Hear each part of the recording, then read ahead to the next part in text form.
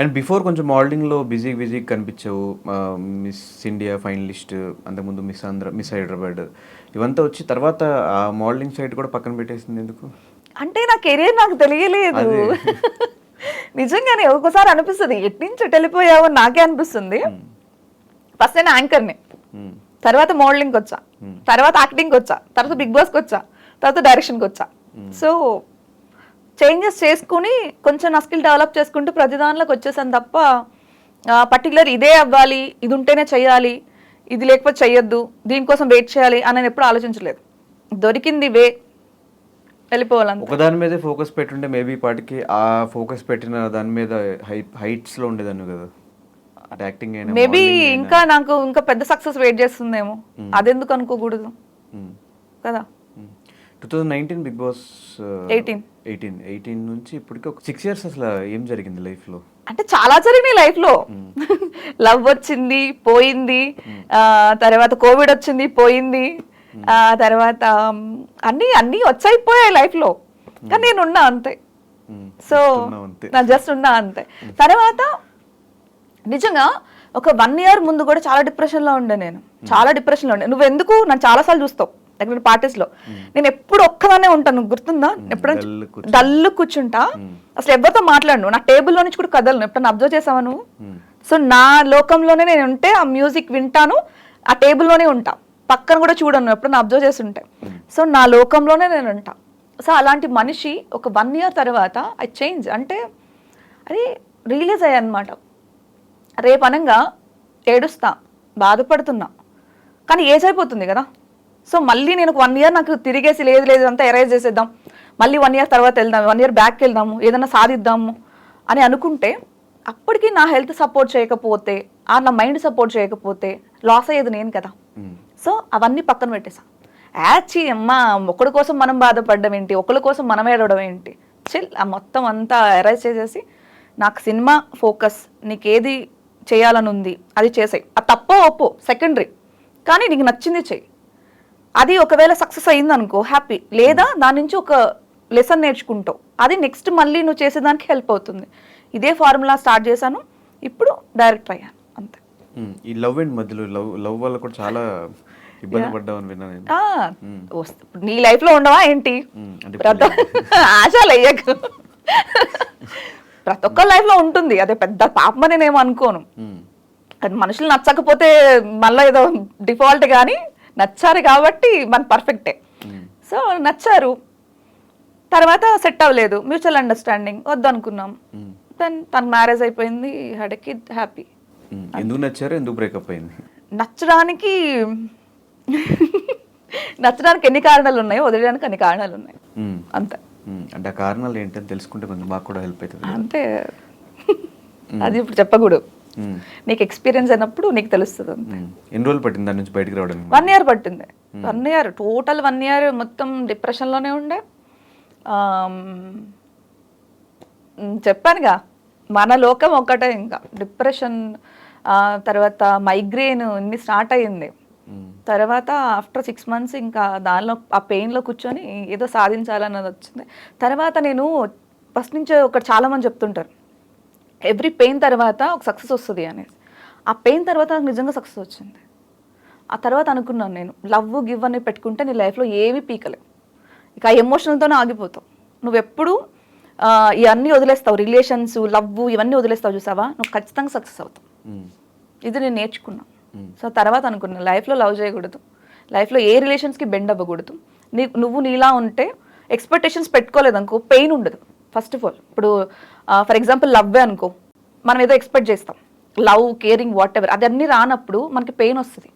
ఆ పెయిన్ వల్ల మనకి డిప్రెషన్కి వెళ్తాం, అంటే మనలో మనమే కుంగిపోతాం. అసలే ఏం ఎక్స్పెక్టేషన్స్ లేవనుకో, నువ్వు ఎలా పోతే నాకేంది అనుకున్నాం అనుకో, హ్యాపీగా ఉండొచ్చు కదా అంతే. సో ఇప్పుడు హ్యాపీగా ఉన్నా. సో ఆ పెయిన్ తర్వాత ఏం సక్సెస్ వచ్చింది? ఇప్పుడు నేను క్రైమ్ రీల్ నేను అనుకున్నంత ఇప్పటికి నేను ఏం వదలలేదు. నా ఈవెంట్ బోల్డ్ సక్సెస్ అయింది. అంటే ఇప్పటికీ నువ్వు డైరెక్ట్ చేసావా అని నీ వరకు వచ్చింది అంటేనే ఇలా చాలా మందికి వచ్చి నాకు అప్రిషియేషన్స్ వచ్చాయి, కాంటాక్ట్స్ వచ్చాయి, తర్వాత కంగ్రాచులేషన్ వాట్ ఎవర్ ఏదైనా సరే నాకు విషెస్ చాలా ఎక్కువ వచ్చాయి, ఆఫర్స్ కూడా వచ్చాయి. అంటే ప్రొడ్యూసర్స్ వచ్చారు నాకు ఇంకో సినిమా చేయడానికి. సో త్వరలో సెకండ్ ఫిలిం కూడా స్టార్ట్ చేయబోతున్నా. అండి స్టార్టింగ్ నుంచి మోడలింగ్ ఫీల్డ్లో కష్టాలే, తర్వాత బిగ్ బాస్కి వెళ్తే ఫస్ట్ వీక్ బయటకు వచ్చేయడం, దాని తర్వాత లవ్లో ప్రాబ్లమ్స్, ఈ సినిమా స్టార్ట్ అయ్యే ప్రాబ్లమ్స్, ఏంది రీజన్స్ ఏంటి? ఏమో దేవుడు కొంతమందికి అలా రాస్తాడేమో. నీ మొహం చూస్తే నీకు నేను ఏడిపించి బుద్ధి అవుతుంది అంటారు కొంతమంది, గిల్ల బుద్ధి అవుతుంది అని అనిపిస్తుంది కదా.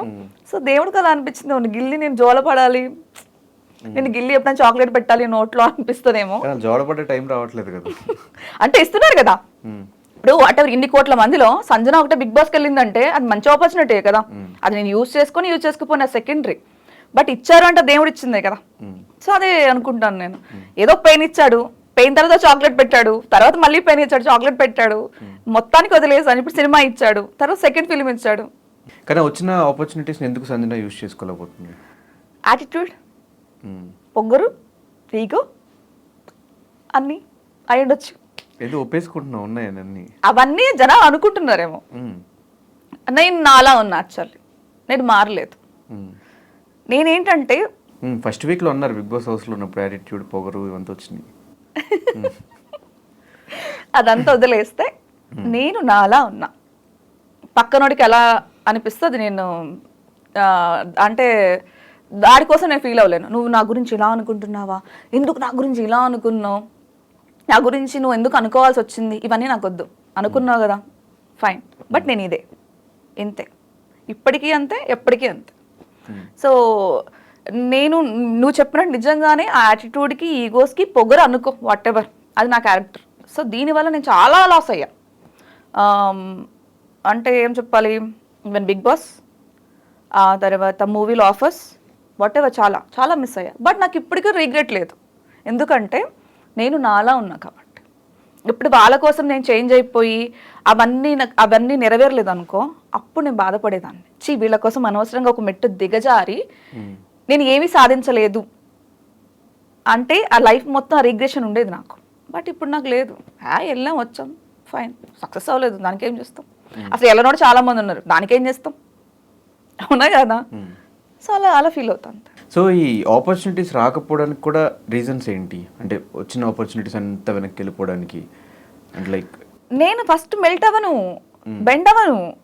సో వాళ్ళు అడిగింది నువ్వు ఇవ్వట్లేదు అంతే, ఇవ్వను. అది ఆడికి తెలుసు. ఫస్ట్ నన్ను ఆడిషన్ పిలిచారు అనుకో, పిలిచి చూస్తారు, స్క్రీన్ టెస్ట్ చేస్తారు, బాగున్నారండి, ఈ క్యాటగరీ సూట్ అవుతారన్నారు అనుకో, పేమెంట్ అడుగుతారు. నేను ఎప్పుడు పేమెంట్ గురించి ఎక్స్పెక్ట్ చేయను, అది నా సబ్జెక్ట్ ఈజ్ ఇంపార్టెంట్ అంతే, అది చూసుకుంటాను నేను. ఓకే అండి ఇదండి అంటారు. తర్వాత మీకు ఒక 2 daysలో కాల్ వస్తుంది అంటారు. 2 days తర్వాత కాల్ రాదు ఇంకా ఆడప్పటికి గూగుల్ మొత్తం సెర్చ్ చేస్తాడు నా గురించి, ఇక రాదు కాల్, అర్థమైపోద్ది. ఓకే 2 days తర్వాత రాలేదంటే హీ ఎక్స్పెక్టెడ్ సంథింగ్, వాడికి తెలుసు మనం ఇవ్వము. సో ఖచ్చితంగా అటు కాల్ చేయడం. ఇవి కాకుండా ఈ కాస్టింగ్ హౌస్లు కూడా ఉన్నట్టున్నాయి కదా మొత్తం లైఫ్లో. అంటే నేను అందంగా లేనా, ఉన్నా కదా. ఓకే, అప్పుడు అడుగుతారు కదా ఎవరో ఒకళ్ళు, అంతే. ఎన్ని జరుగుంటాయి అట్లాంటి ఎక్స్పీరియన్సెస్? మొత్తం తక్కువే జరిగాయి. పక్కన వాళ్ళ లైఫ్తో కంపేర్ చేస్తే మన నోటికి భయపడి తక్కువే జరిగాయి, అది మాత్రం ఒప్పుకుంటాయా, చాలా తక్కువ. సో చాలా మంది ఇండస్ట్రీకి రావాలంటే కొంచెం భయపడుతుంటారు ఇలాంటివి జరుగుతున్నాయి అని చెప్పేసి. విజయవాడ నుంచి వచ్చి తెలుగమ్మాయిగా ఇండస్ట్రీకి వచ్చేసి ఇవంతా ఫేస్ చేసి కూడా స్టిల్ ఇండస్ట్రీలో ఉంటాను రీజన్ ఏంటి? నా నమ్మకం. పక్కనోడు ఆఫర్ ఇచ్చేది మనం తెచ్చుకోలేమైంది, అదొక్కటే అర్థమవుతుందా నీకు? ఎవడో వస్తాడు, ఏదో చేస్తాడు, ఏదో పిక్కుతాడు, ఇవన్నీ ఎక్స్పెక్ట్ చేయకూడదు నీ లైఫ్లో, గుర్తుపెట్టుకో. ఇప్పుడు నువ్వు యూట్యూబ్ ఛానల్ వెళ్ళావు ఫర్ ఎగ్జాంపుల్, వేరే ఛానల్కి వెళ్ళావు, వాడు ఇవ్వాలా, నువ్వే స్టార్ట్ చేసుకో, నీకు టాలెంట్ ఉంది కదా. సో పక్కనోడు ఆఫర్ ఇవ్వలేదు, నువ్వే సినిమా చేసుకో. నా మైండ్ సెట్ అది.